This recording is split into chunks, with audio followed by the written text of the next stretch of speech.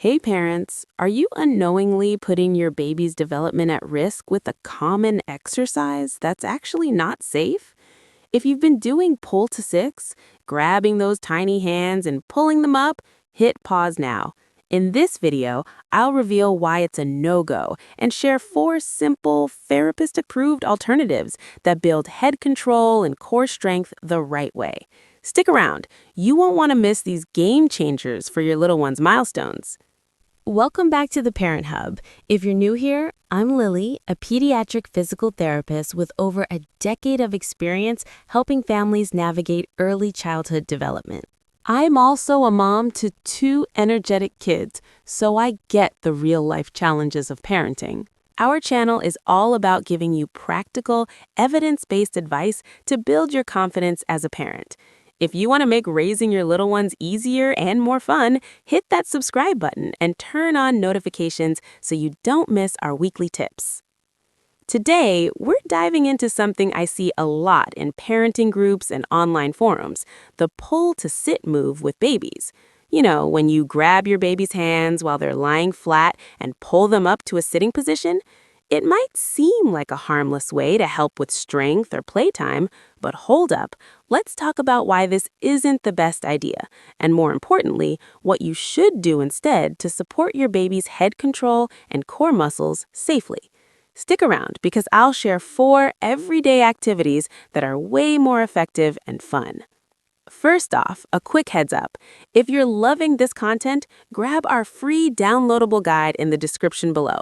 It's a month-by-month breakdown of your baby's first-year milestones, complete with red flags to watch for and simple ways to track progress.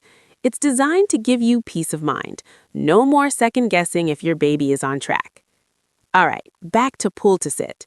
As therapists, we actually use this as a quick check, not an exercise. It's called a head lag test. When you pull baby up by the hands, if their head flops back instead of staying aligned with their body, it tells us they might need more work on neck strength. But doing it repeatedly as a workout? Not recommended. It can put unnecessary strain on their tiny shoulders, arms, and neck joints, especially if they're not ready. Plus, it doesn't really target the core or head control in a natural way. I've heard from so many well-intentioned grandparents or seen it suggested on social media, but trust me, let's swap it for better options that fit into your daily routine. These alternatives aren't fancy gym sessions. They're simple things you can weave into playtime, feeding, or even diaper changes. They'll help build those crucial neck and tummy muscles without any risk. And remember, every baby develops at their own pace, so if something feels off, chat with your pediatrician. Let's start with activity number 1, side-lying lifts. Whenever you're picking your baby up from the floor or a changing table or putting them down, always roll them gently onto their side first. Do it slowly, give them a second to adjust. Why? Babies have a built-in reflex called the asymmetrical tonic neck reflex that kicks in when they're on their side. It naturally engages their neck muscles to try and center their head. This subtle move strengthens their neck without you forcing anything. For newborns, it's perfect because it's low-key and uses their body's own wiring. Keep doing this for the first few months, and you'll notice their head getting steadier. Pro tip, make it playful by chatting or singing as you roll them. Turns a basic task into bonding time. Moving on to activity 2, tummy time, but make it enjoyable. I know some babies protest like it's the end of the world, but it's gold for building back, neck, and shoulder strength. The goal is for them to lift their head, push up on arms, and eventually reach for toys. If your little one hates it flat on the floor, try variations.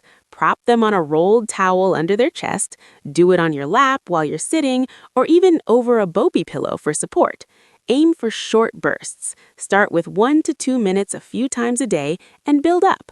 To make it fun, get down to their level, make silly faces, or place a mirror in front so they see themselves.